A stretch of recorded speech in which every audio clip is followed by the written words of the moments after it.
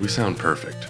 Got the right distance. We're at the right volume. I can hear myself. We're being broadcasted from this basement dungeon directly into the hearts and minds of gamers across the world and confused people who thought this was a dog food podcast. What are we going to call this place? We got to have like a cool layer name.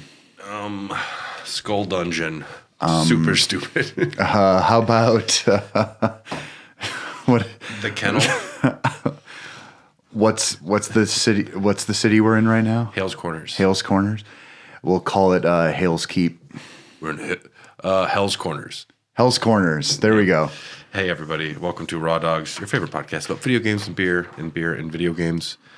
And good morning to you, wherever you're listening. My name is Brad, and I'm excited to talk about video games today. My name is Dylan. I'm also excited. I'm having a nice coffee, Bradley brewed. Yes, this is very expensive. It's called Folgers. Oh, wow. Is it really Folgers? Mm-hmm. Honestly, it's not bad. It's the best part of waking up. That's what they say. I just can't wait till my brother comes home from the war so I can cry. Into your Folgers cup? To me, the best part of waking up is seeing you, Dylan, and talking about Legend of Zelda. Oh, you know, I love talking about Zelda. Yeah. What's your personal experience? Like, what was your first Zelda game? My first Zelda was Ocarina of Time. Okay. I didn't that's a common one that I hear quite often. Right. I was a dipshit 8-year-old child. I was not good at video games. And I would argue still to this day I'm not very good. But I will say that it fucking blew my mind. Yeah. I rented it for my N64.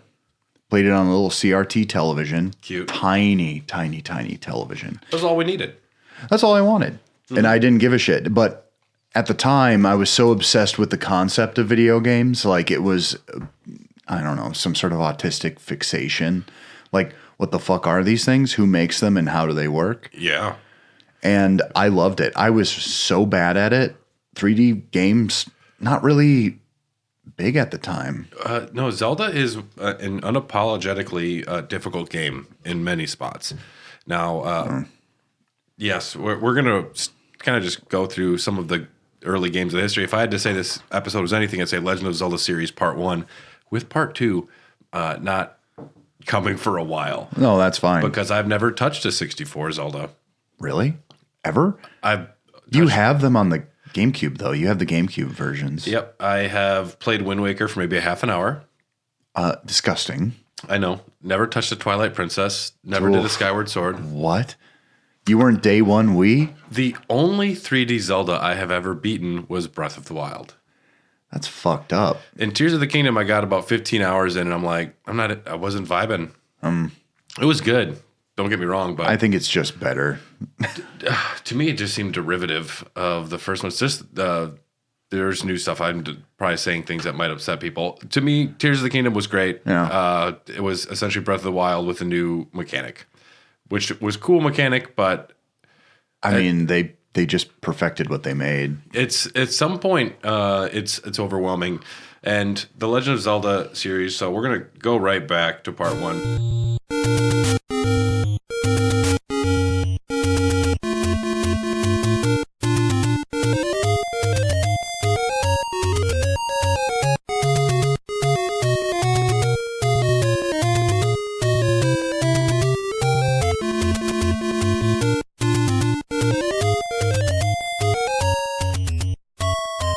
My first experience was Legend of Zelda. Just one? One. Really? And shout out to parents that somehow bought the right games.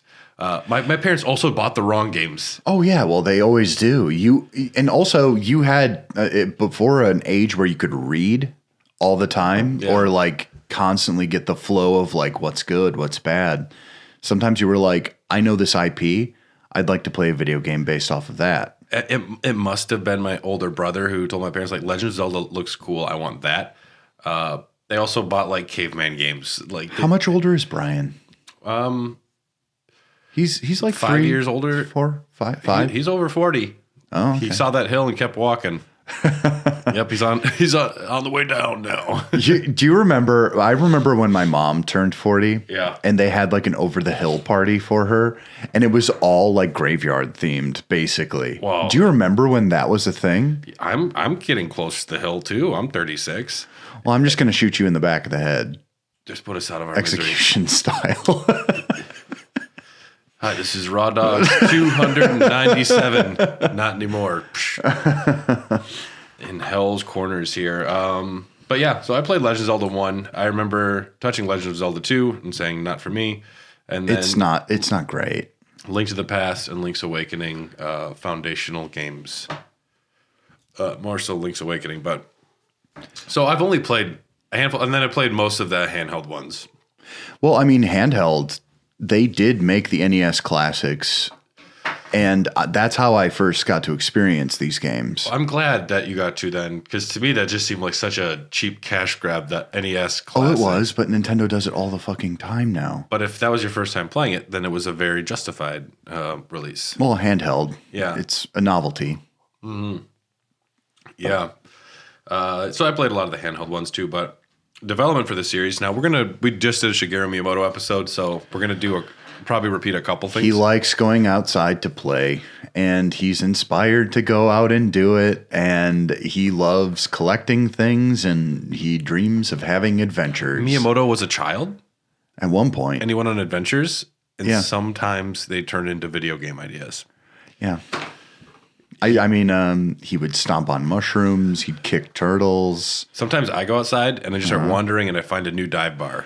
Yeah. Yep. Sometimes that does actually What? happen. Wow. Can I get an old fashioned? What is this place? Did you know Promises closed down? Yeah, that's heartbreaking. Promises was a cool spot. They really needed to get rid of the sexy bunny. I don't know what that is. The bunny outside the painting. I did see that somebody graffitied broken above Promises. And I'm like, that's really funny. That is really good. That's really good. The rabbit is giving you fuck eyes. That's my biggest problem with the bunny on the outside. Happy Easter, everybody. It is. We are recording Easter morning. This is Easter morning. We have both risen. Very Christ early has today. come. Christ has risen. And Apparently, he's going to come again. I saw him on the street. Yeah? They were fucking making him go on the cross again. I saw it. We'll do we each have an Easter joke we'll do for Doggies After Dark. There we go.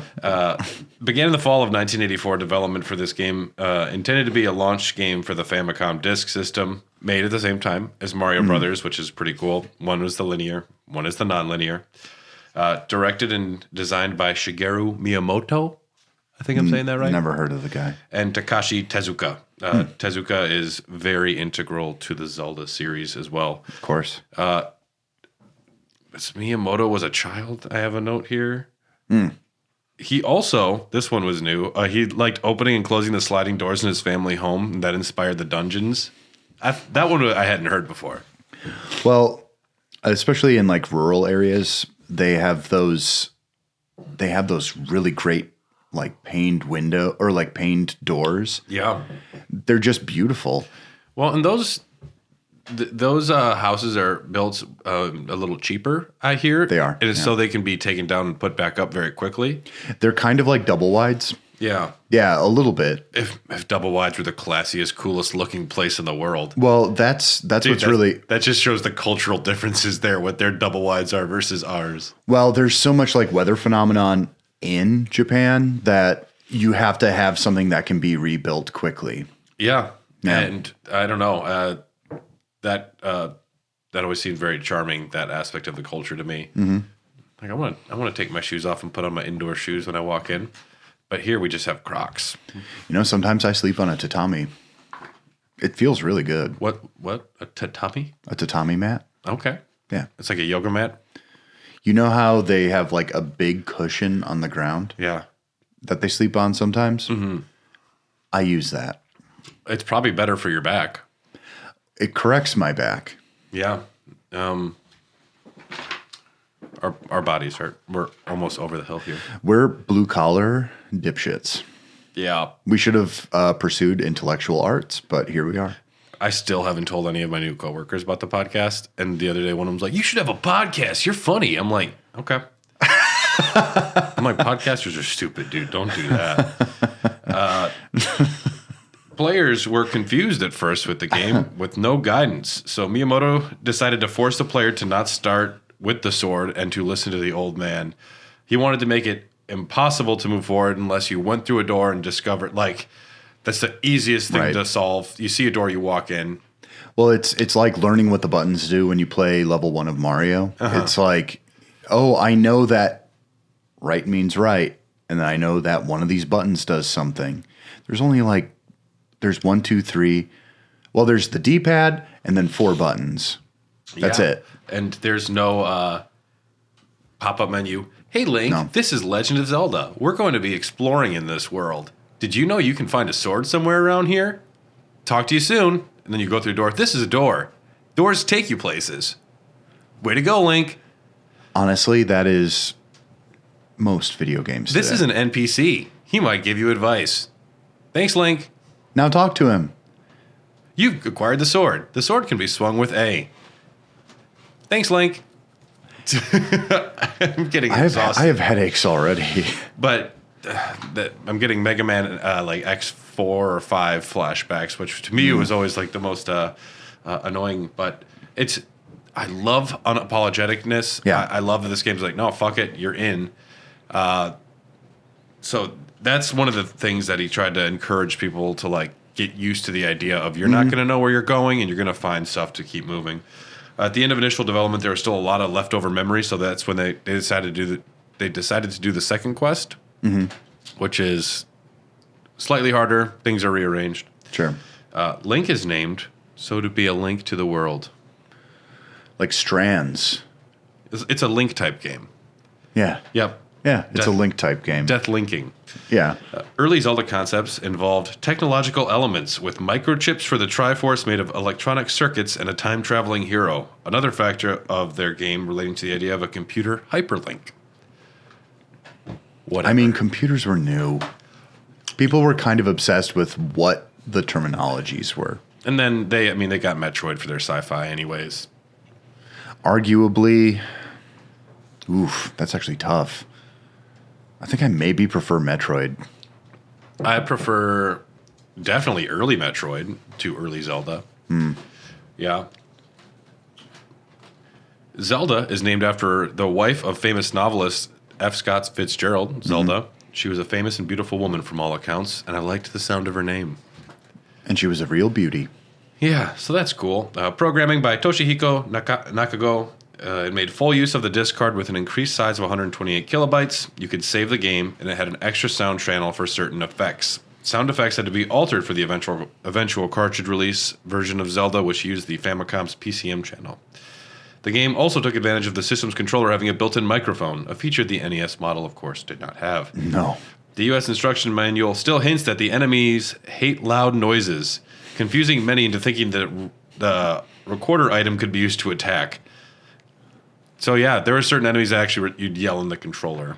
That's actually amazing. Yeah. I didn't know that. Yeah, only for the Famicom though. But that's most intriguing because the DS brought that functionality back. Oh, it did. Yeah. Yeah. I don't. And remember. I thought it was novel at the time. Apparently, it was already fucking 20 years old. I like that in the translation, it still just like doesn't know how to translate things. Oh yeah. You think you just have one person that could like, hey, and this item does that, but No. fuck it, make it tough. Music by Koji Kondo, the fucking goat. The greatest. He's one of the greatest of all times, if not the greatest. That dude, Mario, Zelda. I mean, look, like my big thing with him is, did he do Breath of the Wild and Tears? I think so, yeah. I want the sweeping orchestral bullshit back. I'm tired of this bling, bling, bling, bling, bling, bling. You know what's bling, great? bling. Both of them.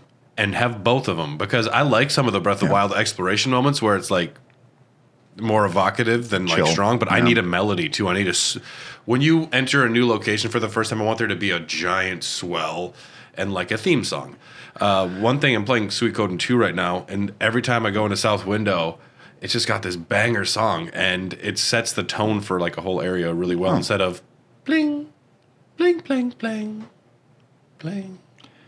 Well, one's supposed to be evocative of loneliness, which is basically what Breath of the Wild is about. But I want like do do do do do do do do do do do do do do do do. Yes. I want like full just sweeping orchestral motions. Yeah, so I'm looking at Koji Kondo. He's only 63 right now, actually. Oh Christ.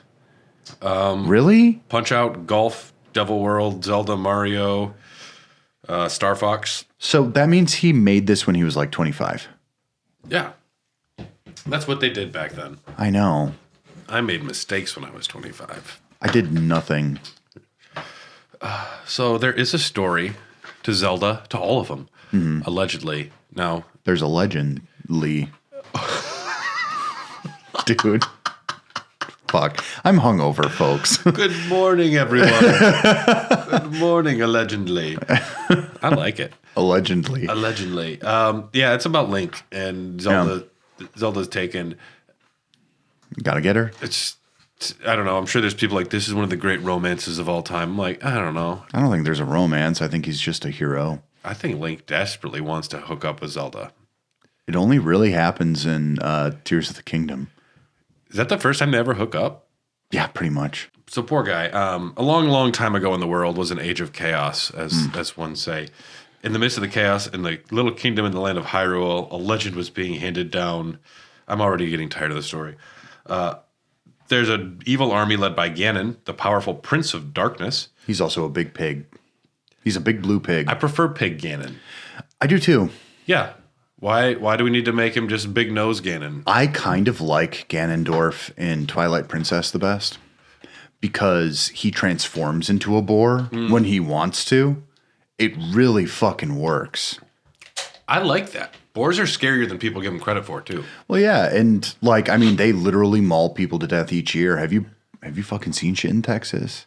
I've seen the movie Hannibal. Have you seen the mega hogs? My dad has killed one, I think. Really? Did he shoot it from a helicopter? No, but they needed like heavy machinery to lift it up. Oh, yeah. Yeah. Man, that meat is so good, though. Yeah. I had some shipped to me once. They're smart, though. I know boars are incredibly smart and they're hard to hunt. So they'll sit down like two facing one way and one facing the other in the middle. So they're like, they know they're being hunted and they know how to avoid humans. Well, they need to be killed. They're just too smart. Yeah. This also reminds me of, Princess Mononoke, the boar clan. Yeah, pretty much. Yeah. So Ganon's bad. He wants things. I don't know. He wants the Triforce. He wants Zelda. You know that stuff. And then you have to go brave forests and mountains to save her. Yeah. I mean, that's what these stories had to be. There's really not a lot you can do. And Link is never a well-written character. Nope. Nope. Sorry. Okay. No. Drop it on me, Dylan. Drop that knowledge on me. I hear it coming. Wind Waker Link is the best written silent protagonist in a video game. Is he well-written, or is the story happening around him? No, he is motivated. Okay. And he has shit he wants to do. He has expressions. You can tell. I know. That, I know his angry face. Right. Yeah, exactly. But he's a goofball, but he's also a 12-year-old boy. Yeah.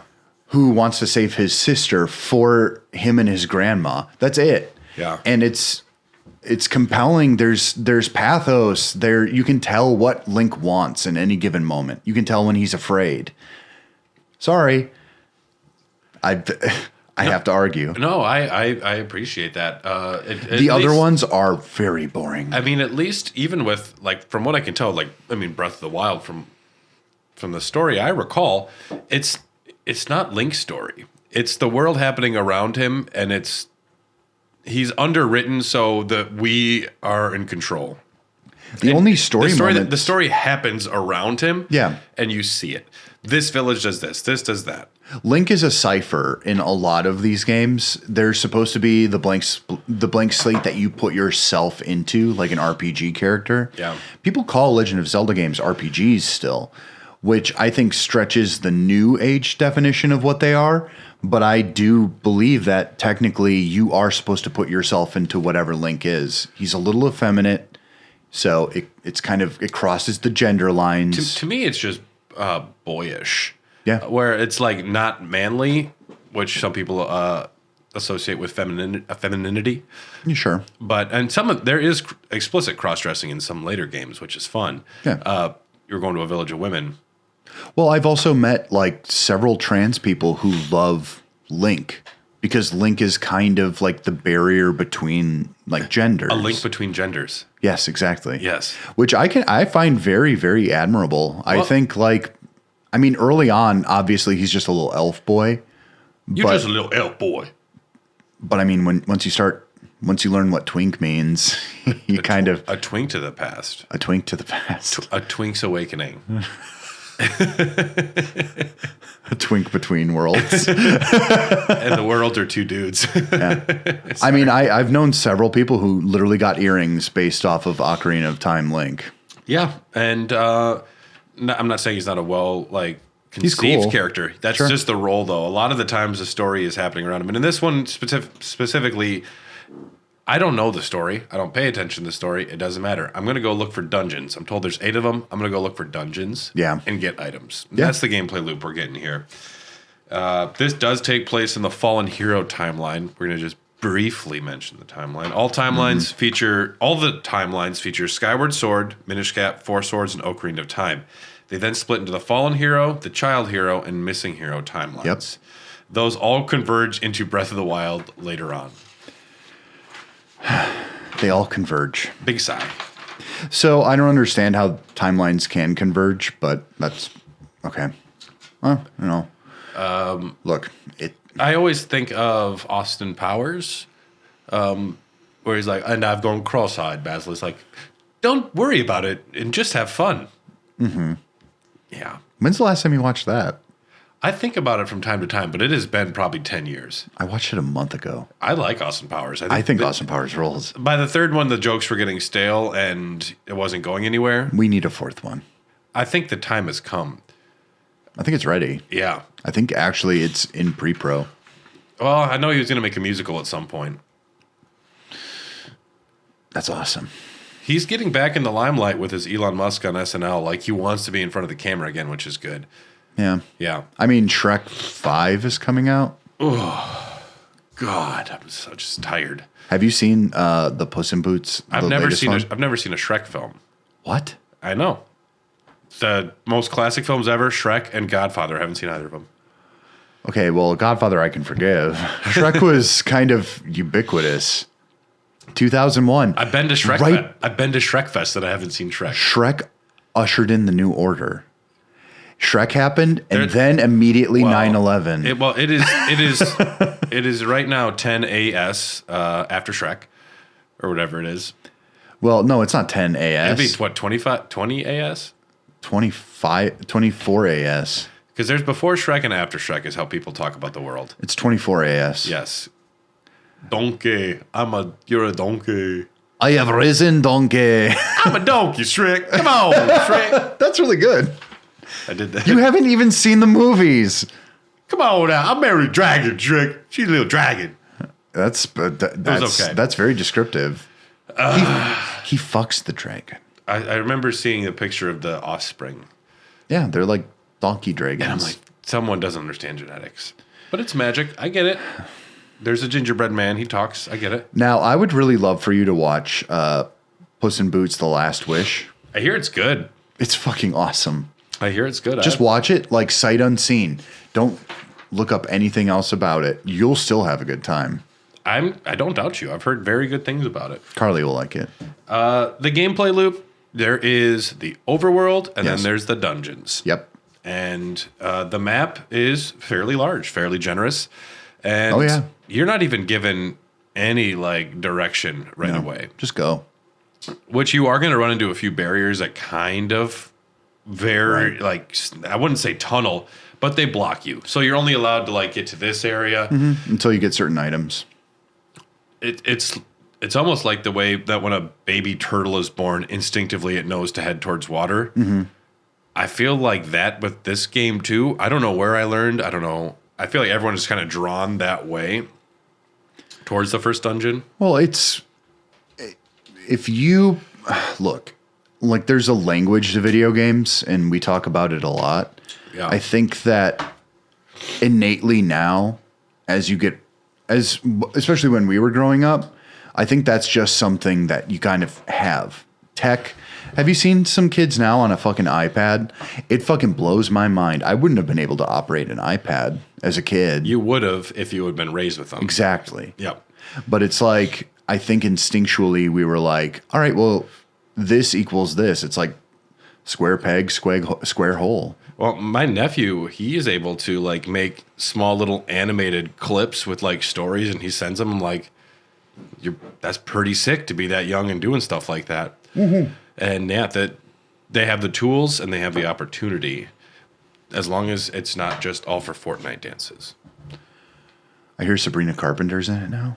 Yeah, actually, that's why I bought Fortnite now. I bought the Collector's Ultra Edition, the Sabrina Carpenter Edition. I like her. She seems very positive. Sure.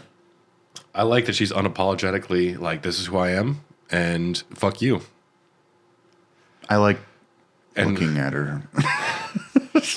I was trying to say that in a roundabout way. So yes, and then there's the dungeons. You're going to go in. Generally, a dungeon is going to have an item, and you're going to need that item to advance through the dungeon. Not always. The dungeon is generally a tutorial for the item. I mean, it winds up being a tutorial for the item, but it's a series of puzzles. It's you have access to these rooms, and then you get stuck, and then if I push this block, then I can go underground. I can do this. But right. Your goal is to ultimately find an item, defeat the boss, and grab a piece of the Triforce. Sometimes the dungeons. This is one of my major qualms with Legend of Zelda. Sometimes stuff is way too esoteric and unexplained, and cracks in the wall where they're barely visible. But if there is a crack in the wall, I'm like, okay, there's something signifying something. Now, if it is just a room and there's nothing saying that I should be pushing a block, I don't want to play games where I'm expected to go back and push every block in the off chance. And that's kind of what it winds up being in some of them. The first dungeons are never that bad, but I don't ever want to have to pull out my phone to find what the fuck is happening in this dungeon. Right. And we're smart gamers. We know how puzzles work. Yeah. I love puzzles. And when a puzzle is well designed, there's nothing better in the world than figuring it out organically. Mm-hmm. But if it comes down to there is no reason to think something should happen, right, and you have to just, that's like Super Metroid is almost a perfect game, except for that spot you have to just randomly bomb a hallway. I was like, that's stupid. Oh, yeah. Negative 1 out of 10 for things like that. I mean, there's something to be said about the time period these were made in. There were 3 channels on television. So cool. Kind of amazing. Yeah. And like Step by Step was the most watched sitcom. Suzanne Summers. Cheers. Cheers was still on the air. Patrick Duffy. They were doing it right. Yeah. At least a little bit. Yeah. That kid from Beethoven. Golden Girls. They were there. Forget about it. They have the Betty White stamps. At least they did. And I went in one day. They're like, yeah, we sold out of those fast. We might get more. And I went back a week later and she's like, we got them. I bought $70 of Betty White stamps just because I. How many does that get you? We'll be good for stamps for probably 2 years. Oh, okay. But I'm like, they're pretty cool. I also got a book of the Dungeons and Dragons stamps. Plus, who knows? Stamps will probably go up soon. But as you want items, you start off with a sword. The sword, very basic. He does a little like jab with it. Da-ting, da-ting. There's no hit to your right or left. Like wherever he's facing, it's going to damage one square in front of you, and then also full health. The sword shoots. Yeah, you got a ranged projectile, which looks awesome. It looks awesome, and you feel, if you lose half a heart, incredibly stifled. Yeah. If you get hit by one Octorok, it's like getting cut off on the freeway or something. Yeah. My anger is unquenchable right now. You played these recently. You have the Game & Watch. The Game & Watch of it. So you're like fresh on the take. I'm fresh on the take. I was playing Game & Watch on my 15 and 30-minute breaks at work. Yeah. And it's just a bunch of construction workers. And was like, what you got there? Haven't seen one of those. Is that a Switch? Was that a Game Boy? Is that a Nintendo Switch? What is that? Did my kid have one of them? But then a lot of people, well, that's not what people say. It's like, oh, is that Legend of Zelda? Everyone's a gamer. Knows. Everyone's a gamer these days. Everyone is, because I think, especially with shit like Fortnite, the amount of IPs that are just shoved in that fucking thing. Yeah. I mean, they're getting so desperate. They're going to have the Raw Dogs Fortnite soon. Dude, yes. Dude, if you're listening, Fortnite, this is what we want. I want to floss in the game because I can't do it in real life. Dude, I want to do the Crash Bandicoot hump. That would be my move. That would be yours. I would probably I would simulate sex with the ground. You know, is he just fucking a hole? Yeah, that's a raw dog. That's a raw dog. Yeah. He's fucking Mother Gaia. I wish he fucks the earth. He thinks the earth is a MILF and he's going to fuck it. Someone said that the earth was a mother and he got turned on about it. Exactly.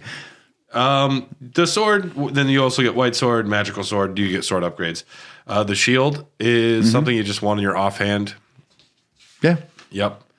Boomerang, magical boomerang. I love the boomerang. The boomerang rules. It's better in Link's Awakening, maybe, but Link to the Past, arguably too. It's always a great item. Bombs. Bombs are one of the like the core tenets of the economy in this game. You want to collect rupees, and there's certain items that you need to buy, and the bombs are one of the first ones you can buy. And if you don't have bombs, you want them because you are going to see cracks in the walls, and if you don't have a bomb, you're gonna be like, "Well, this sucks." How else are you going to get rupees? You need more bombs so you can find more rupees. It's a cycle. It's called capitalism. There's the bow and arrow, which I never use almost ever because to me, I'm like, it's such in the first game, it's not entirely necessary, and it's like a limited thing. I don't know. It's not easy to get more arrows. I'm like, I don't want to fuck with this. I might need it. Blue candle, red candle. These are for setting cacti on fire. It's fun. Yeah, and I'm supposed to go up to every cacti on the map now and just try and set a fire in case there's a stairwell underneath there. There's so much of that in this game. It reminds me of Simon's Quest, where it's like kneel here at the edge of a cliff. It's like, okay. Yeah, I'm sure there's YouTubers who have claimed, I don't know anything about Simon's Quest, but we're going to try and beat it. And I don't believe them. I don't believe anyone ever beat that game without... There's too many things. I played it later on, and I still remember going over to a friend's house to use the internet to figure it out. Yeah, and the same with Legend of Zelda 1. I would never beat this game because I would just finding everything. Now there is a level of there's a sweet spot where I don't know where something is, and at work I have time to kill every day on my little breaks. So I'll be in the same dungeon for I was there for 2 or 3 days sometimes, and I'm like, this is fine. I'll just go back to these rooms because I was just vibing. And there's a sweet spot there where it's doing the exploring and the fighting. The gameplay is fun enough, so if I'm not solving puzzles, that's okay. And the same with the overworld map. As an adult, though, when I'm not at work, I don't have patience for that. No. If I'm getting paid to do that, that's fine. Well, can you believe that at one point video games were a passive hobby? It used to be something you did to kind of amuse yourself for a little while. Yeah. That's generally why they were created. And now I play them desperately needing to accomplish things, to finish things, to experience things. I'm chasing a dragon. Yeah, I want to feel like I'm not myself. Every day. Every fucking day, man. Yeah, I want to be Sam Porter Bridges delivering packages instead of Dylan delivering packages. July, baby. June is when it comes out. I looked at the collector's edition. I'm like, no, I'll just get the regular one. I think I'm getting the collector's. Yeah. Because I want to be a mech robot made out of crazy goo. I just want it so bad. God, I need it. The recorder, so if you can play yourself a little tune, food, letter, life, potion, second potion. It's literally called a recorder. It is in the first one. Oh, okay. Yeah. It became an ocarina later on. A flute. It did release February 1986. In Japan, it is known as the Hyrule Fantasy Zelda no Densetsu. Sold 1 million copies the first day. Arrived in North America August 22nd, 1987. The first NES game to sell over 1 million copies in the year. And by 1988, it had sold 2 million copies. The only episode I've ever seen of The Goldbergs. Okay. That's like the Jewish sitcom family, right? They're not actually Jewish, I think. Are they? I thought that was the shtick. It takes place in the 80s. Okay. The only one I remember is when Zelda 2 came out. It was a whole episode. And everyone hated it. You loved it, I guess. You were also, as a kid, any game, you're like, I love this, thank you. Yeah, anything you do is kind of your identity. Yep, and... Because you're a blank slate. Yeah, I'll put up with, not that it's a bad game, but you could play bad games for a long time. You could play any game for a long time back then. We had the time. I had Minority Report Everybody Runs. Is that on the GameCube? Yeah, that couldn't get Tom Cruise's likeness rights. No. Beautiful. And the story is like completely different. Beautiful. And the game sucked, objectively, but I played it probably 3 million times. Yeah. Because it's all that I had. I wasn't making money except for like mowing lawns. Yeah. Do you know how many lawns I had to mow to get enough money for a video game? 6. I had to deliver papers for an entire month to afford a Super Nintendo game. Exactly. Yep. Yeah. That's how it works. It's like, here's your $50. I'm like, where's the nearest Super Nintendo cartridge? I will purchase it. Oh, yeah. Yes. It's usually used. And I was like, Donkey Kong Country 3 is $70. It's insane. I want it, though. Look at the chip size. Oh, who's this Baby Kong? He's going to be my new favorite character. Yeah, and the posters in your room now are a little egregious. Dude, but, Kitty Kong has become my identity. I know. Yeah. He's so cool. He's big, but he's a baby. He's so hot. He's so hot. I'd watch it. I wouldn't. It would go on to sell 6.51 million copies worldwide. Anyone who purchased a game and sent in a warranty card became a member of the Fun Club, whose members got a 4, 8, and eventually 32-page newsletter. 700 copies of the first issue were sent out free of charge, but the number grew as the data bank of names got larger. Players enjoyed the bi-monthly newsletters, crossword puzzles, and jokes, but game secrets were most valued. The Fun Club drew kids in by offering tips for more complicated games, especially Zelda, with its hidden rooms, secret keys, and passageways. By early 1988, there were over 1 million Fun Club members, which led then Nintendo of America president Minoru Arakawa to start the Nintendo Power magazine. Magazines became very important because I wouldn't know how to beat things. And then you go to school, someone would be like, I got this magazine. It says that there, if you set a cactus on fire here, you can find something.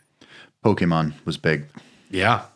The Mew is underneath the truck.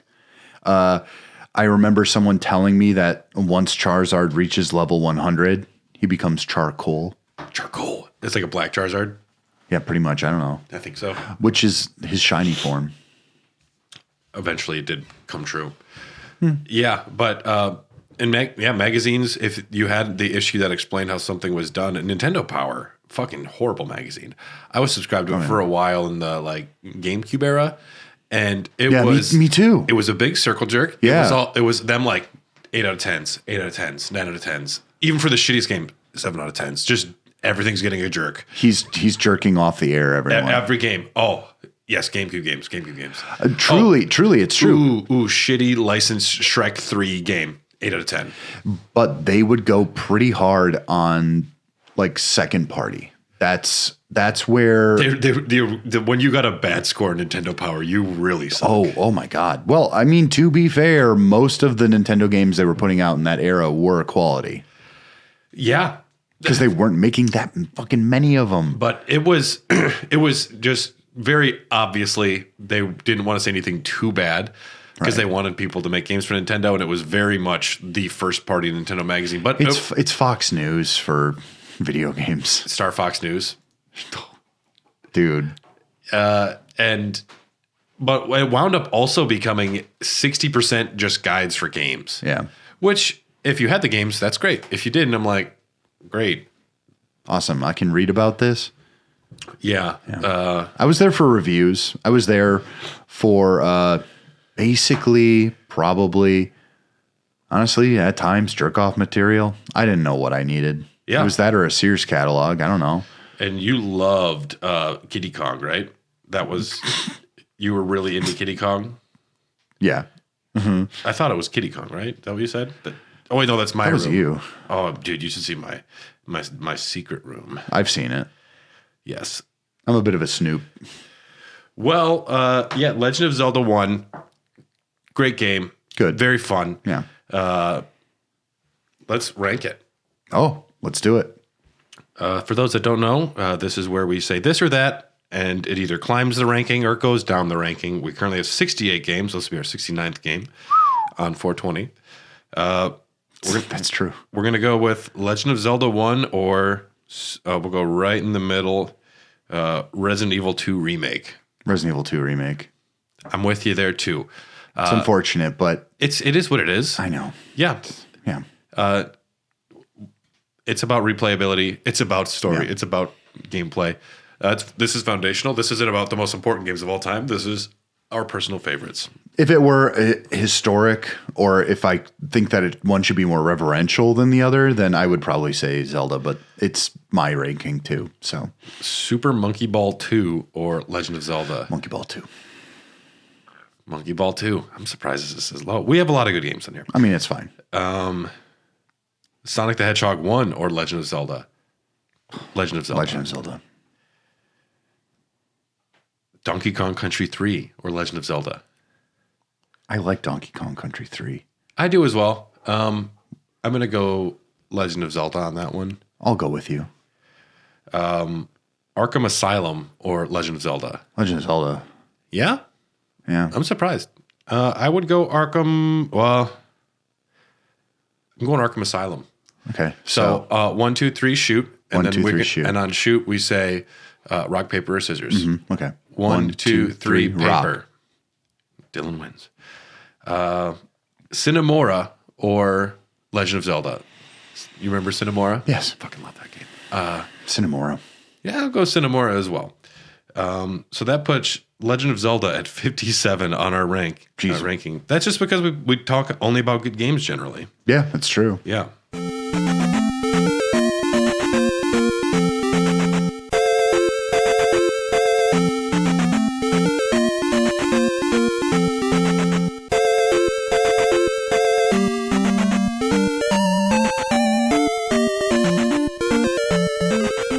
Now, Legend of Zelda 2, The Adventure of Link. This came out January 14th, 1987. A direct sequel. This is still Link.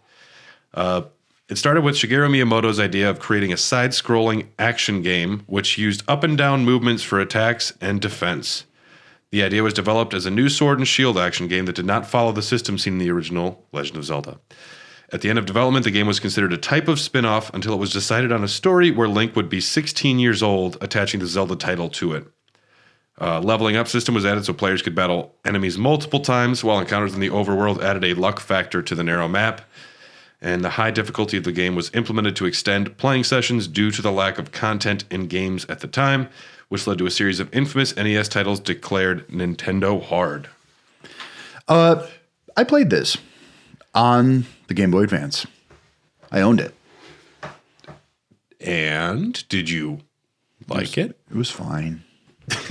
I don't really have extremely fond memories. I remember it being fucking difficult as shit. Yeah. And in a way that was obtuse. Yeah. A lot of it felt very random. And in a lot of ways, it kind of was. Everything was, they had this big open world that you could kind of go through, and then you would get into a town. It's like a Final Fantasy overworld map. There's something depressing about the color palette, too. Yeah. There's something they fucking did. And I'm not sure what it is, but every time I'd go into a town, I'd be like, oh my God, this sucks. It looks exactly like the other town. And that Legend of Zelda is not a game where I want to go talk to 20 NPCs when I walk in a town. No. Nope.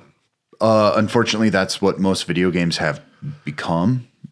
But I think that this one especially... And this does have like Castlevania 2, Simon's Quest levels of fucking weirdness and dialogue. And all the text boxes, like the amount of dialogue is so short that they can only say like one thing. So it's usually like, candles do this at the graveyard. It's like, okay. I just said good morning. Candles do this at the graveyard. Candles do this at the graveyard. I'm busy milking cows. And then, it's bizarre to me. I didn't play. I mean, I played it on my Game & Watch. I'm like, all right, I'm going to play it. And I played it for like 10 minutes. I'm like, I hate this. His sword is a little dagger. Mm-hmm. The Bing, bing. I don't enjoy the gameplay. I don't enjoy the combat. Now, I know it probably gets better, but if you don't hook me, then I'm not getting pulled along. And I'm forcing myself to play. And instead I'm playing Tetris on the Game Boy. You know what's a better version of this?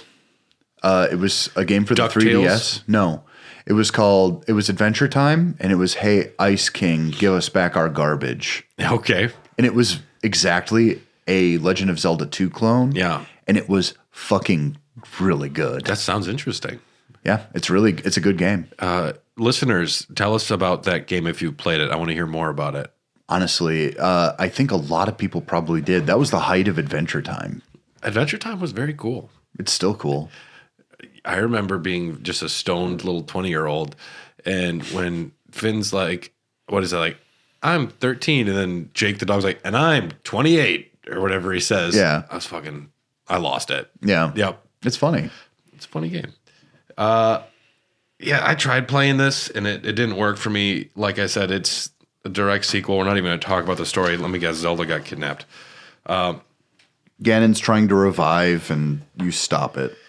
Adventure of Link features dungeons that must be located in the overworld. Inside them, you find a boss and an item that prove useful. Mm-hmm. Combat is restricted to the sword and shield. The main projectile weapon is the sword beam, much like the first game. The game also lacks recovery hearts, meaning that Link can only recover his health by leveling up, using his life magic, finding fairies or heart containers, or talking to some women in towns. Come to my house and I'll heal you, buddy. Yeah. I'm 16, ma'am. I know. Age of consent in Japan is 16, unfortunately. Well, I mean, also, like Kiddy Kong, he's pretty young. Cute, though. He's very buff for a baby. Yeah, he's kind of an orangutan. He's got little legs, though. Yeah. He's got little baby legs. It's kind of funny. He wears a diaper. And we're hitting all my... And he has no known character traits other than he's a baby. Okay, Diddy Kong, he wears his hat backwards and puts sunglasses on and likes... He wears his cap always forward. No, not when he plays the boombox. He puts it backwards and does like... And Dixie Kong, she plays guitar. Kiddy Kong, I'm a baby. That's buff. I have seen your diaper collection. Well, yeah. It was limited edition Kiddy Kong Charmin diaper run. I bought the whole lot. Yeah, I know. It's like half your house. They're going to be worth money. You're lining the walls with them. They're going to be worth money someday. Good insulation. Leveling up in a Zelda game just seems so stupid to me. It's really dumb. Get that up. Get that out. Get the fuck out of here. Making it a kind of an RPG. This would have been around the time that... no, actually. This came out 89, right? This came out 87. Okay. So this was even before Final Fantasy. This is before Brad. Yeah. Yep. Before me, certainly. Yeah. Because you're the old fart. We're both pretty stale. At this point, yes. Yes. I feel that way. I mean, yeah. Mostly. But yes, it's an older game. I was just thinking that like all these RPG mechanics. Yeah. Yeah, I don't want leveling up. I think around this time is when the first Dragon Quest was released. And I guess this is one of the bad aspects of that is where everyone's like, we should have leveling up now. Link should get stronger. Yeah. It's like, no, he shouldn't. He should. Change the gameplay is the same. You get an extra heart maybe, and you get a new item. Right. I don't know. Features more of a prominent use of a side-scrolling perspective. Towns, caverns, secret open fields. And you're able to use magic. Each magic can be used for either attack, defense, or solving puzzles. Each ability consumes a certain amount of magic points on Link's magic meter. And while their effects are of unlimited time, they automatically cancel after Link reaches a new room. Certain enemies drop magic jars. I also don't love this. No. No, no, no. Did they try and limit your use of magic? Like with Link to the Past, I rarely ran out of magic. No. I don't mind a magic meter. It just doesn't seem like it's additive. It just seems like something that I don't pay attention to. And it's a mild annoyance more than anything. It's one of those things where it's so secondary that finding a use for it is almost silly. Yeah. I think that later games kind of do a better job at that. They make it a little more fun to use them, but same time, sword, stab, stab. Yeah. The magic meter never really was something I thought about in Link to the Past. You certainly never went out of your way to find potions to refill it. Yeah. It's just another thing to put up on my HUD that I don't need. Yeah. Yeah. As Link defeats enemies, he gains experience points. When a certain number of points is reached, increase the level of health, attack, or magic up to level 8. The maximum experience amount that can be reached is 8,000. After leveling all 3 attributes to maximum, you receive an extra life for every 9,000 points. Whatever. And much like the first game, you get items. You get the handy glove to smash blocks, the hammer to smash boulders, the raft. I do love the raft. Boots to walk over water. Flutes can scare away a river devil. I just want that. Make that a whole story. The river devil's still chasing me. Unless you can play that little recorder you got there, 16-year-old boy. I lost my recorder. I'm sorry. In a tragic house fire. Wow. That killed my entire family. No. And now I hunt demons for fun. But then when you get the recorder, you're going to play the saddest song ever. Hot cross buns. Careless whisper. And the world wept. Hot cross buns.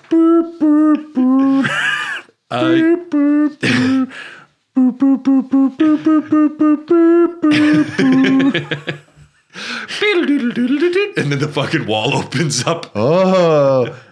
to Brad's Kitty Kong shrine. This torture chamber.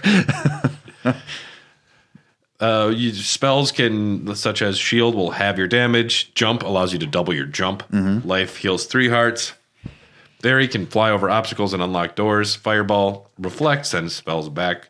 Thunder, and there's one called Spell, which turns enemies into harmless bots. Okay. So I was like, okay, good for you.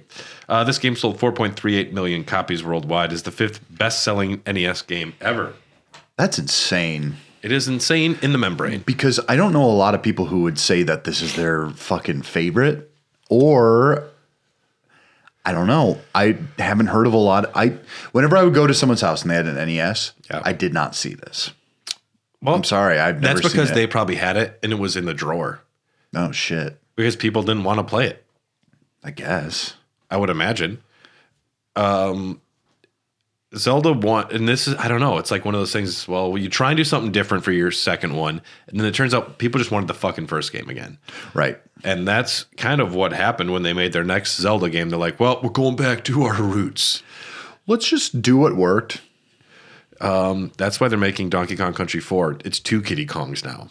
Yeah. Yep. It's sorry, I'm gonna drop this Kiddy Kong stick. It's just funny to me.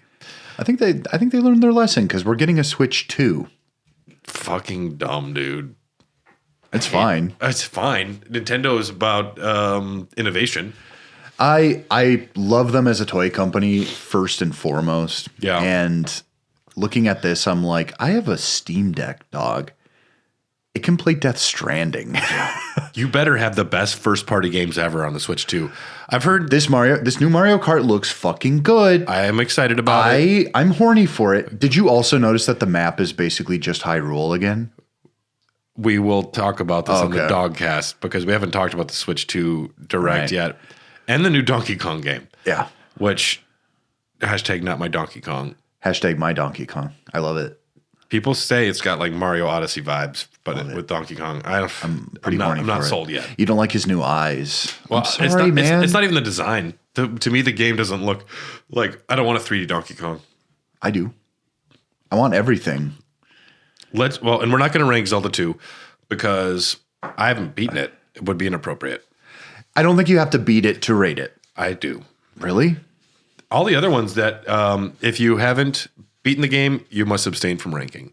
Or at least Is that the new rule? That's always been the rule. If you're not like super invested in like at least done beaten 2/3 of most the of game. them. Yeah. 2/3. Okay. That's fine. I've probably done 2/3 of that. I just feel like it would be wrong to rank Legend of Zelda 2 not having fully experienced it. That's fine.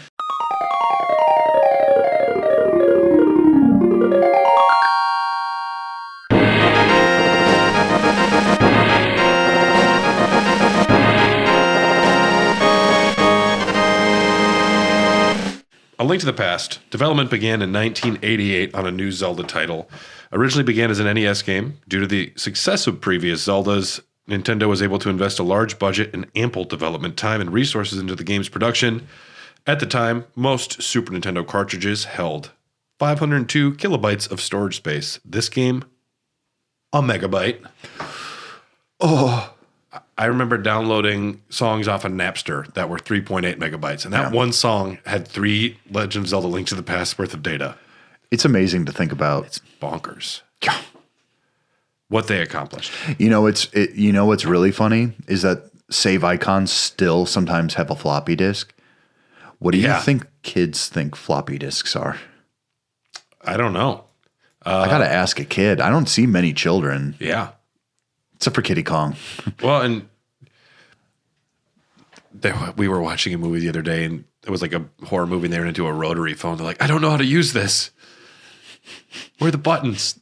And I'm like, that's pretty funny.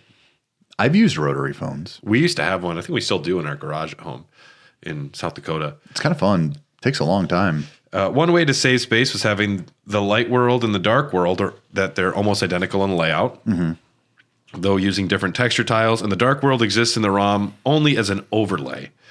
The script was written by series newcomer Kensuke Tanabe, while Yoshiaki Koizumi was responsible for the background story explained in the instruction manual. Due to time constraints, certain features were cut from the final release, such as the ability to cause wildfires in grassy areas, which would later be incorporated into Four Swords Adventures. And while the first game originated the Hyrule Overture, many recurring motifs of the Zelda scores come from A Link to the Past, including Zelda's Lullaby, Ganondorf's theme, Hyrule Castle, Kakariko Village, and Select Screen / Fairy Cave. So I played this game recently. Yes. On my Switch. On a car ride, which means I didn't hear it. Because I'm not going to put my headphones on while my wife would be driving. Right. Because then if she's talking or like, I'd feel rude. Just yammering. Yeah, about like how much she loves me and wants to talk about the world. It's just annoying. Hate that shit. Yeah. So I didn't experience the first half of this game with any music. But when I did get home from that long car ride, then I did play on the big screen. And it's like the first time I played Hollow Knight. The first time I played Hollow Knight was only on this handheld and without the music. And that just chops that game off at the knees in a bad way. Oh, yeah. And a little bit with Link to the Past. The art design maintains either way. It's a beautiful game. It's one of the prettiest SNES titles. Yeah, it looks great. But the music is... I preferred the NES one, actually. Really? Link to the Past... I hate the dungeon theme. Let's get that like. I hate that song. Yep. I hate that song. And yeah, yep. Yeah. It reminds me of like Bowser's Keep in Mario World. It's the same kind of musical structure. For some reason, Mario World is so much better, though. That song. Yeah. I still think this is the second best Zelda game. I'll maintain that. I think that this is kind of a perfect little package. And you talking about Kiddy Kong again? Sorry. Yes. I think a link to the Past is what Zelda wants to be. At any given moment, it's what it actually wants to be. This establishes the spirit of what it needs to be going forward in order to maintain its legacy. It is a perfect thesis statement for a 2D Legend of Zelda Correct. game. Yep. Yes. In fact, there's a direct sequel to it, which I would argue is a little bit better. Yeah, well, I would agree. Link Between Worlds is better, and Yes. Oracle of Seasons and Ages. And which one was where Link turns into a flat boy? That's Link Between Worlds. That's Link Between Worlds. Yep. That is top 3 Zeldas for me, because I remember loving the puzzles in that one so much. Wind Waker. I felt like a goddamn genius when I shot the arrow backwards on the wall. I really have a hard time because it's not just nostalgia glasses. I know that Wind Waker is good, except for like the back third. Yeah. And I think that a Link Between Worlds still is better. I can't. Well, it's because in hindsight, you've had 10, 15 years to think about these games. Right. And then they're like, well, this is something I've wanted to do with this puzzle, or like, I think a dungeon would work better Right. this way. And that's why often, the later sequels can and have those ideas more refined. Right. Where Link to the Past it looked just so fucking good.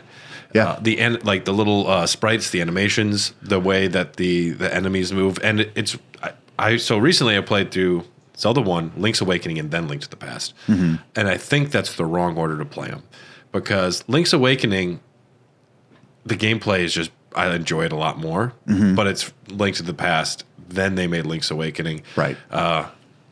One is specifically made for an entirely different little baby system. I don't like the sword in Link to the Past as much after playing Link's Awakening. Link's Awakening, it has a little bit more of it can hit to the side. Sure. And Link to the Past, the timing it took a while for me to get the timing right, because I was still using Link's Awakening timing. And then you've got the enemies that like block with their shields and a lot of other things. Yeah.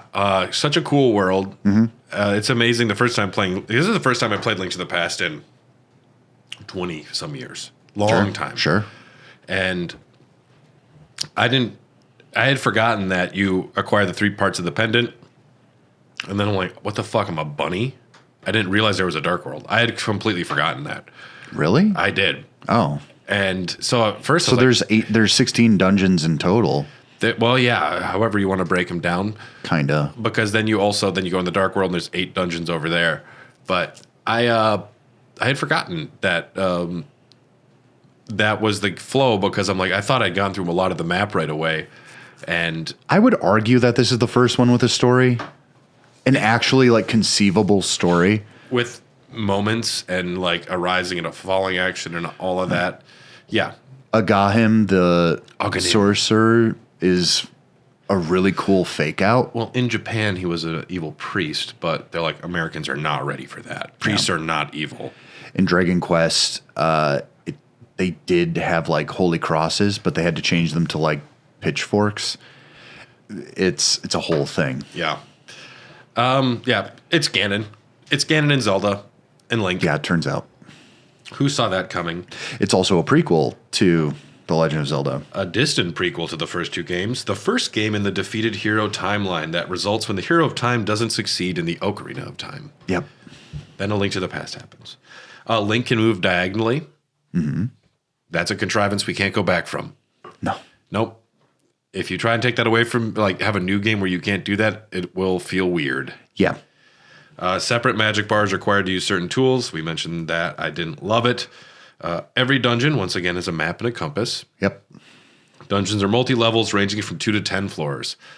This is very much a part of the dungeons in this game. Yep. And it's half the time you can fall from the top floor to the other floor. Other times you can't. You just lose health. I think that's stupid, because there was times where I was avoiding falling because you're not supposed to, and then all of a sudden you're supposed to. It's interesting because I credit video games like this for keeping me from being a directionally challenged individual. Yeah. Because like this type of puzzle solving, this like memorizing of where things are in certain areas and like certain blocks, it spreads over to real life. Yeah. I mean, video games taught me how to read.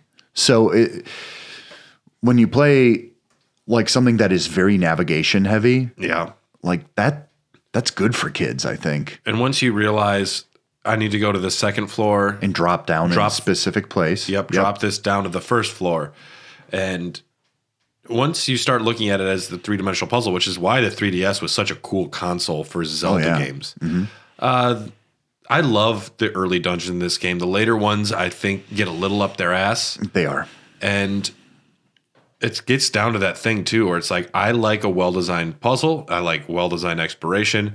Once it gets to the point where I'm supposed to be doing things that don't make any logical sense, right, I immediately am upset. Yeah. And I'll pull the Google out. I don't want to have to pull out a Nintendo Power to figure out how to solve something. No. And it sucks because, so much of the game isn't like that. And then there's just a few spots. And the Zelda overworld maps, the overworld, there's so much stuff that makes sense to explore. And you can figure out, I got this, now I can go there. And there's so much where it's just like, doesn't make sense. Oh, yeah. I would argue that this is one where it's probably the most brimming with it feels like it's brimming with life. Yeah. This is the first time I remember playing a Legend of Zelda game on the Game Boy Advance where I was like, even in Ocarina of Time, sometimes it felt a little stale. Hyrule Field, especially. Yeah. What the fuck was going on with that? But when I played this game, I'm like, oh, I know where everything is, and I know exactly what the layout is. Yeah. Kakariko Village is like, oh, that's the lady who has the chickens. Don't hit the chickens. Or hit the chickens. I didn't. Younger B did. Oh, yeah. You have to. Yeah, and this has like a fast travel system once you're able to get the bird, but only in the light world. You get an item where you can travel between light world and dark world. There's other fast travels like through the Zora waterways. Lots of weird just stuff that if I didn't have a guide, there's no reason why I would have looked for some of it. Well, switching between the light and dark world is also a way to solve puzzles. Yeah. Because there are paths unopened in one realm, and then there are ones that are closed in others. That was one of the, those indelible, cool moments where something happened and I'm a bunny and the world's like, I'm in the upside down. Yeah. And I was like, this is fucking weird and I'm here for it. Give me the weird shit. It's like when the castle flips over in Castlevania. Except before then even. Yeah. I was all about that. I don't know why Link had to be a pink bunny, but sure. It's to show that he's powerless. It's like, it's like when Sora became a Heartless, you remember that pretty well? Yeah. Well, and that's also when the Nobody got created for Roxas, which if you didn't know was Sora X. Wow. Now, Roxas did ultimately gain his own heart. And we, of course, can't forget about Kairi and Naminé. Naminé is the Nobody of Kairi. It's true. And then there is the fact that Haley Joel Osment probably won't be playing Sora in the next Kingdom Hearts anymore because he was arrested for public intoxication at a ski resort the other day. Yeah. And I went to the Reddit discussion. Everyone's like, let him go. We love him. He's fine. Honestly? Yeah. Yeah. I'm into it. Let him go. What did he do? He got drunk. Yeah. He said some bad shit. If you saw dead people, you'd be upset. Look, the amount of bad shit I've said when I was drunk, I don't know. I say things. Sometimes people say stuff. It's not Mel Gibson. He's not abusing anyone. I don't know. Maybe he was. I don't know the story. Oh, I don't think he was abusing anyone. He seems like a nice guy. But he plays Sora. How could he not be a nice guy? Yes. The first 3 dungeons house the sacred pendants that let Link access the Master Sword, and then you attempt to save Zelda. Then the next 7 dungeons involve rescuing imprisoned maidens that tell you a whole lot of fucking story that I don't want to look at. No. A long time ago, Link, blah, blah, blah, blah, blah, blah, blah, blah. Imprisoning war, blah, blah, blah. Yep. I'm like, Jesus, I just saved you. You're going to kill me now with boredom? Yikers. Yeah. There's a lot of cool items. This is the introduction of the Pegasus boots. Sign me up. I love the Pegasus boots. Love me some Pegasus boots. Charge at high speed and smash rock piles. The Power Glove lifts stones. The Titan's Mitt lift black rocks. The Zora's Flipper to swim in deep water. The Moon Pearl, so you don't change it to a bunny. Lamp, bow, bomb, boomerang, bug catching net. That one's kind of fun. Yeah, I like that. Hook shot. I need this needs to be in Zelda games forever. It hasn't been for a while. The hook shot seems like such a cool thing for Breath of the Wild or like Tears of the Kingdom. Like that system would just thrive with hook shots. It also would make the game a lot easier. They'd also every puzzle would have to have the hook shot factored into it a little bit.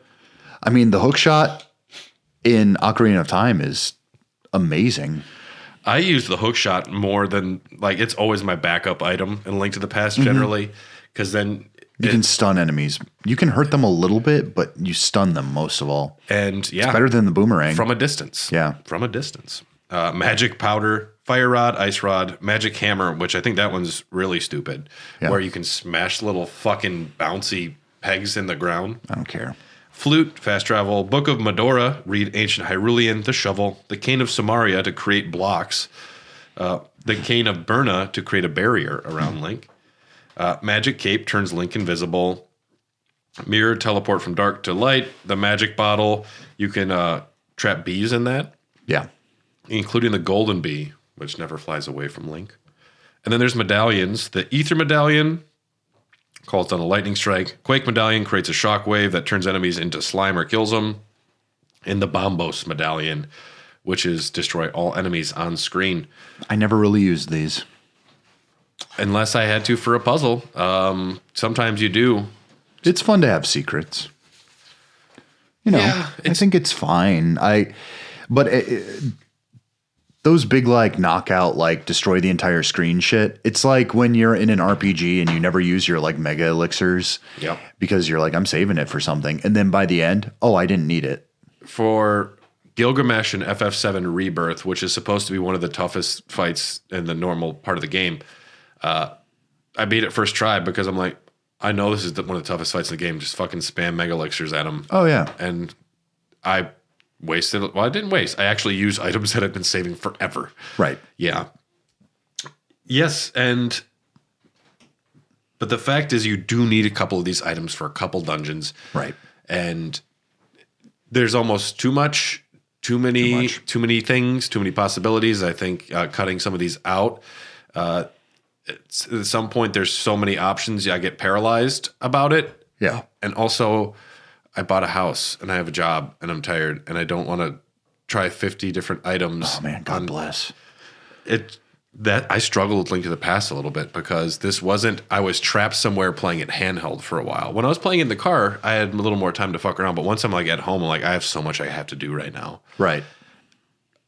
I need a medallion that I don't have. Where do I get this? And where do I get it? Yep. As far as secrets go, there's the Chris Houlihan room. Yeah, I've heard about this. In 1990, Nintendo Power had a contest requiring players to take a photo of the War Mech, a powerful and rare enemy in Final Fantasy. As a prize, one of the successful entrants was to be selected at random to appear in the upcoming game, though it was not revealed which game it would be. As a result, a hidden room exists in A Link to the Past containing 45 blue rupees and a greeting from Chris Houlihan, the winner of the contest, reading, "My name is Chris Houlihan. This is my top secret room. Keep it between us, okay?"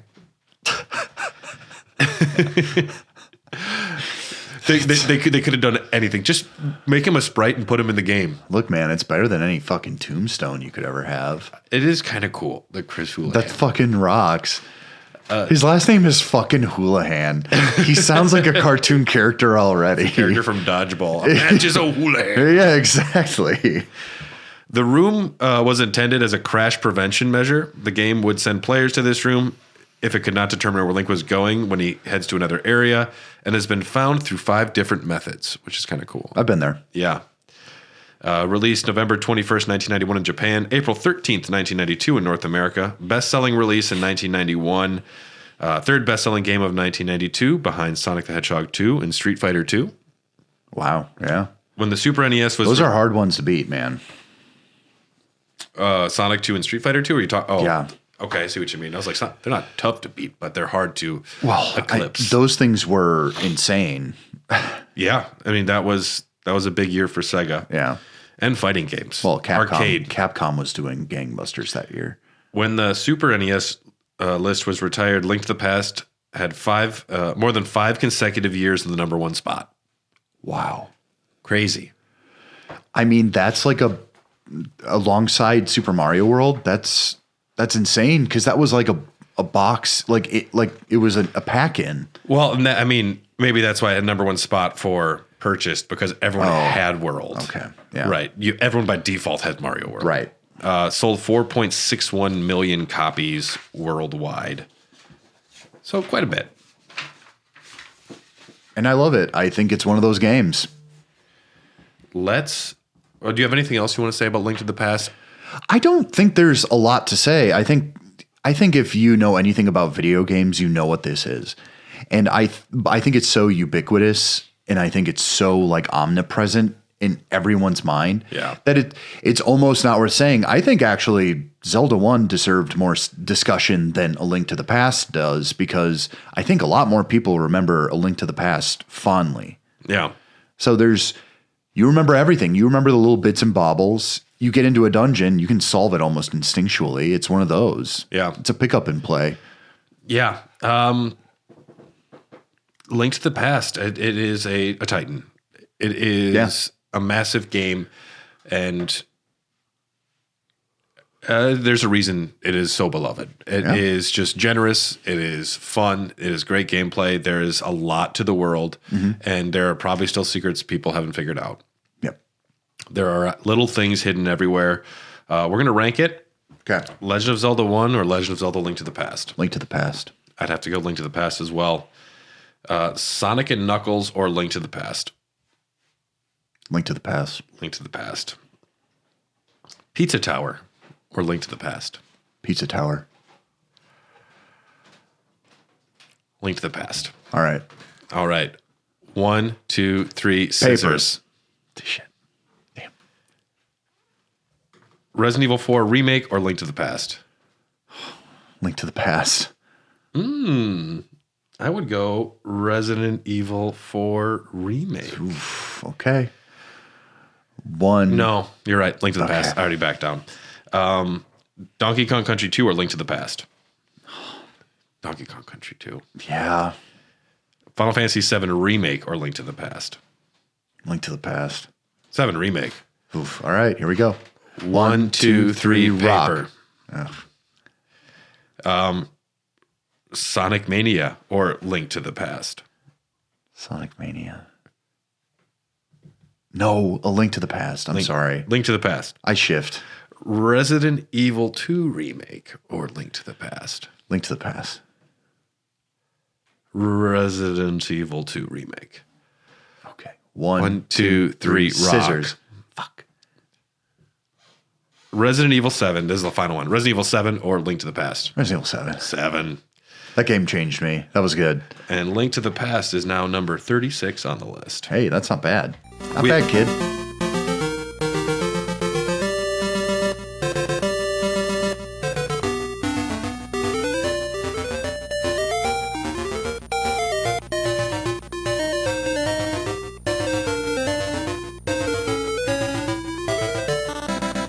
We have one more title I wanted to talk about today. Yep.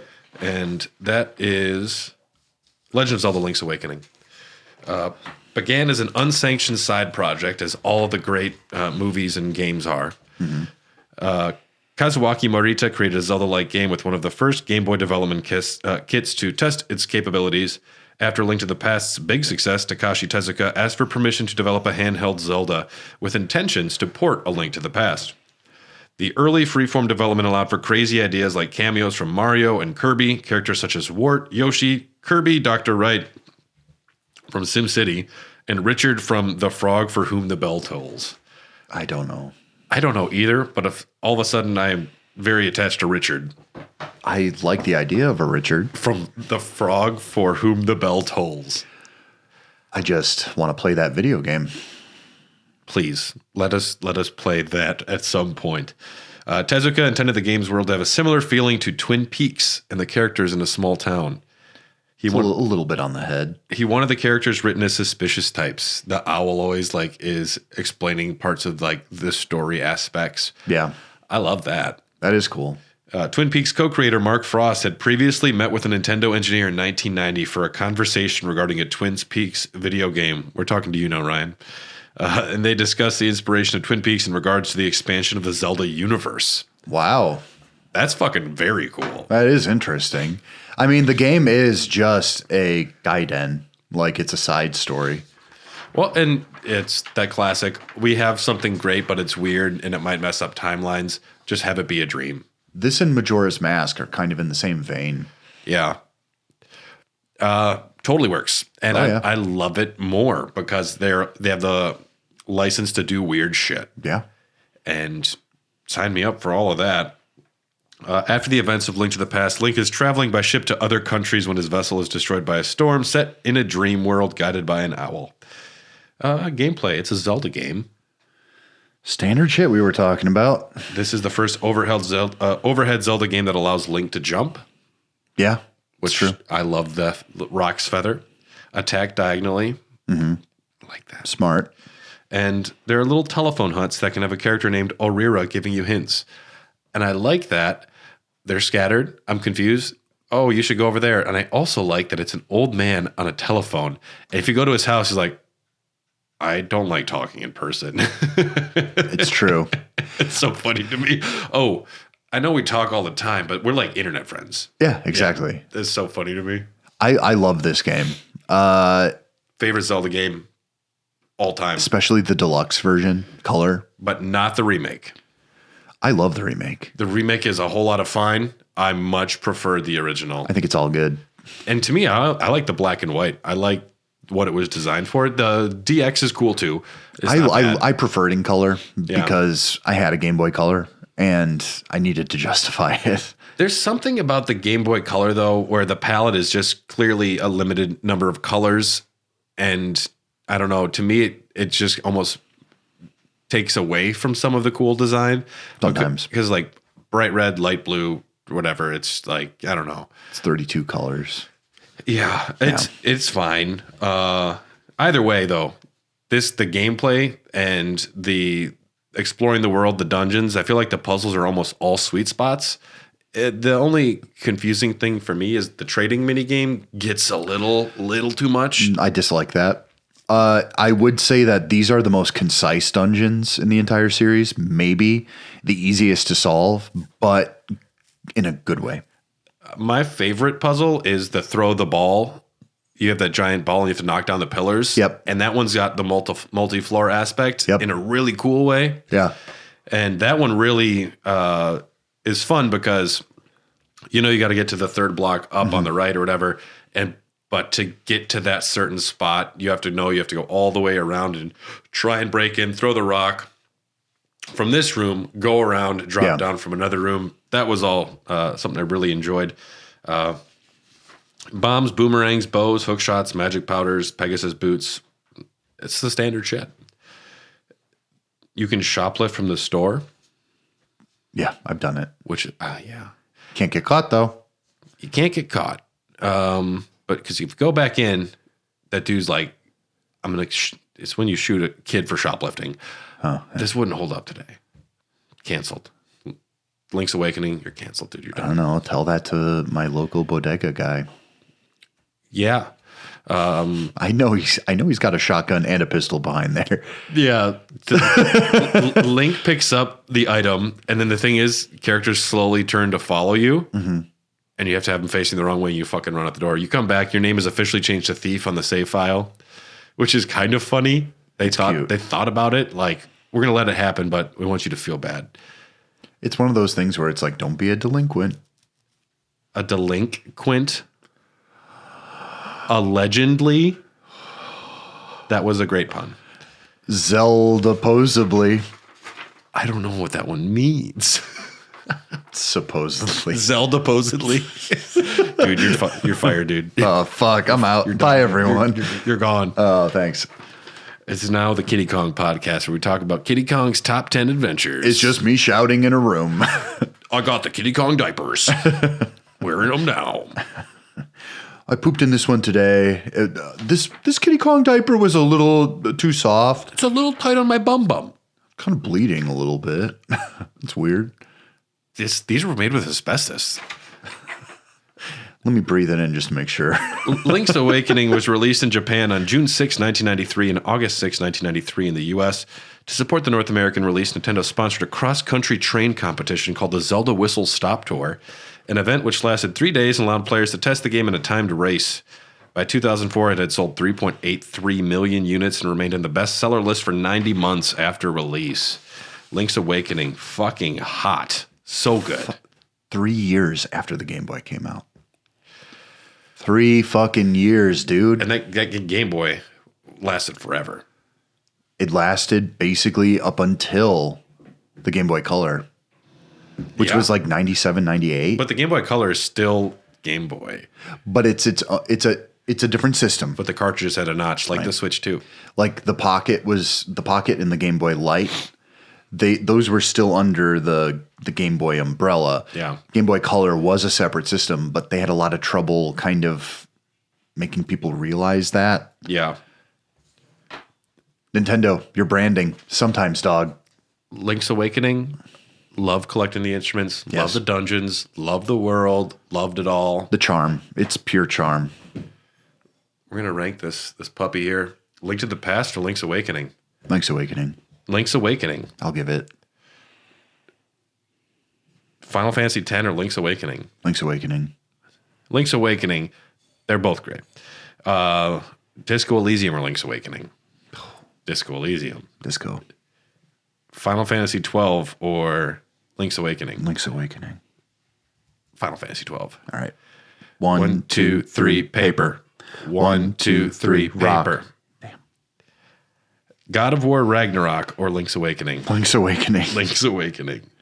You weren't here for maybe you weren't here for that ranking because I wasn't. You would have been like 0 down, drop it. I got bored. I got bored with that video game. Yeah. Yeah. I played it. Well, it's half movie and it's half combat loop. And bad puzzles. Oh, the combat is just okay. Kratos, why don't you try moving the chair over there? Let's have a chat about our feelings for 30 minutes while we're rowing in a boat. I'll finish the story later. Remember that story I was telling about that one time I went to the store and I bought the Kitty Kong diapers? Kratos, I'll finish the story later, Kratos. We are going to just briefly talk about the different versions of these games that have happened over the years. Okay. BS Legend of Zelda, which is a silly name for it. 16-bit remake of Legend of Zelda released on the Super Nintendo for the Satellaview add-on for the Super Famicom on August 9th, 1995. Okay. Between there and January 5th, 1996. So you'd have the satellite attached to your Super Famicom. You had to have a subscription for the St. Giga station, as well as a BS tuner in order to operate the Satellaview. You could download and play games. This broadcasted for 5 years up until June 2000. So it's Legend of Zelda for the Nintendo, but it's like the Super Nintendo graphics for it. It's actually really cool. That is cool. The overworld size for convenience due to the time system has been cut in half vertically. Dungeons and overworld all look different, but the landmarks generally remain the same. Biggest difference is the time system. During certain hours, different events happen, such as the characters receiving different power-ups or enemies being stronger.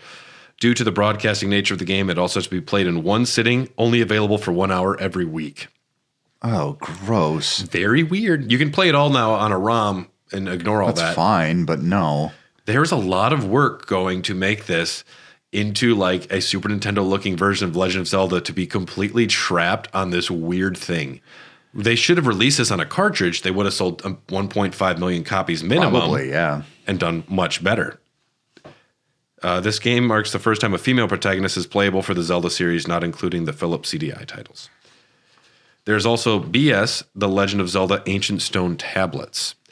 This is a downloadable 4-part episodic game for the Satellaview, March 30th to April 26th, 1997. It's the Link to the Past world, the exact same world of overworld.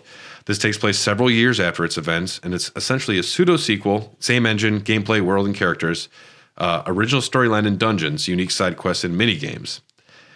Time limited, can only be played over the course of 1 hour with in-game events occurring at set time intervals. You look so disappointed. It's not even, it's just that's not good at all. There's nothing about this that reads as enjoyable. Ooh, I get my 1 hour to go explore a big fucking world that requires 20 hours to experience. And then I have to restart it every week. Well, sometimes there's sequels too. So if you... no. The same avatars are also the protagonists of BS The Legend of Zelda. You are either a male or female, with the male avatar wearing a backwards-facing baseball cap and the female avatar having distinctive long red hair. Ooh, hot. The game made use of a technology called SoundLink, which streamed orchestrated music, which consisted of tracks from the sound and drama album Legend of Zelda, as well as a technology called Live Voice, which provided plot exposition and hints in the form of a live voice-acted drama. which is cool. Definitely not anything I need, but it's interesting that they were doing voice acting and orchestras for this weird, stupid Satellaview. You could freely turn right angles with the Pegasus boots. Weather changes over time. For an hour. Yep. 4-part episodic games released on the Satellaview. Link's Awakening DX was released December 15th, 1998. It's the first time I played it. And 3 days earlier in Japan, brand new color dungeon. And you could take photos after the players visit a camera shop to be used alongside the Game Boy printer, which I had. I don't know why my parents wasted money on that for me. I had the camera. So the camera, yeah. I did a lot of cool stuff with the Game Boy camera. I'd love to see your photography now. Oh boy. I don't have it anymore. It's you with a dog nose and a tongue. No, I made little shorts, like movies. Yeah. Yeah, that's what I used to do. There were hint messages added to the boss battles for that as well. A Link to the Past and Four Swords released December 2nd, 2002 in the US and March 14th, 2003 in Japan, includes Link to the Past and a multiplayer-only game called Four Swords, where 2 to 4 players work cooperatively to defeat a dungeon. Each character is only allowed to have one item at a given time, which is kind of a cool contrivance for a multiplayer Zelda. Mm-hmm. Link's Awakening Remake released September 20th, 2019. Remake of the classic game with a new art style. And then Chamber Dungeons, create your own dungeons with puzzles, enemies, and sub-bosses. Save to an amiibo and share. They fucked this one up. The create your own dungeon thing sucks. What an idea. It's a great idea. But it's boring as shit in application. It was kind of tacked on. It seems like not an easy way to share them as well. Make it Mario Maker.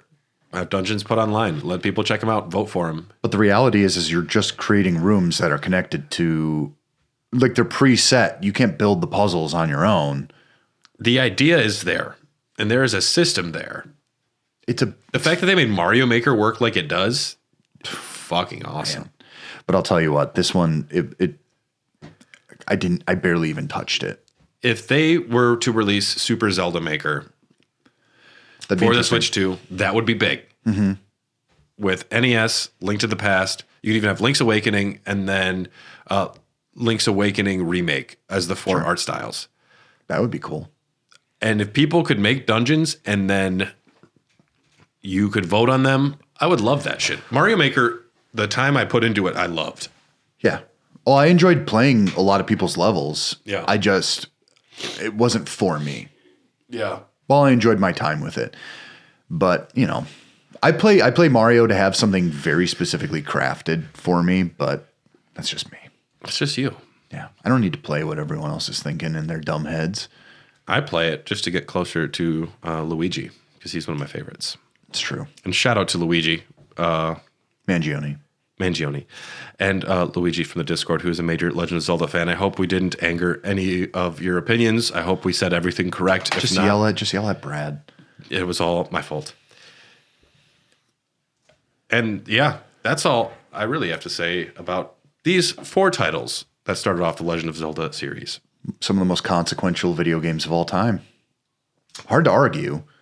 I mean, what else is there to say but fucking look at these fucking things. Yeah. They still hold up. They look for great. the most part. Some of them.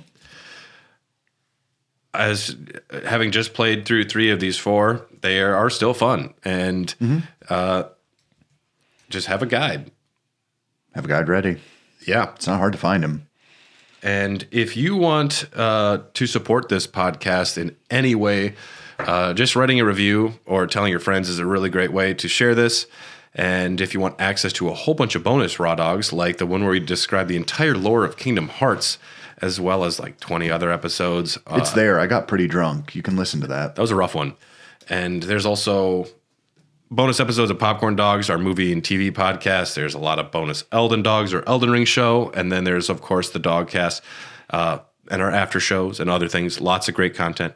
If you want access to them, check out patreon.com/hairofthedogcast to get access to all of those. Special thanks to Patreon executive producers Brian Ward, Ryan Christy, Nick, Kipper, Phil Wright, Jordan Hoff, Kelly Gutowski, Bryant Ross, Phil Just Red Bear, Phil, thanks Tyler, Justin Melly, Just Sonic, and Horny Jim. Horny Jim. Horny Jim. Love that guy. Love Horny Jim. And next on the Raw Dogs, maybe Suikoden. We'll see. Yeah. Yeah, I'd like that. I think that'd be fair.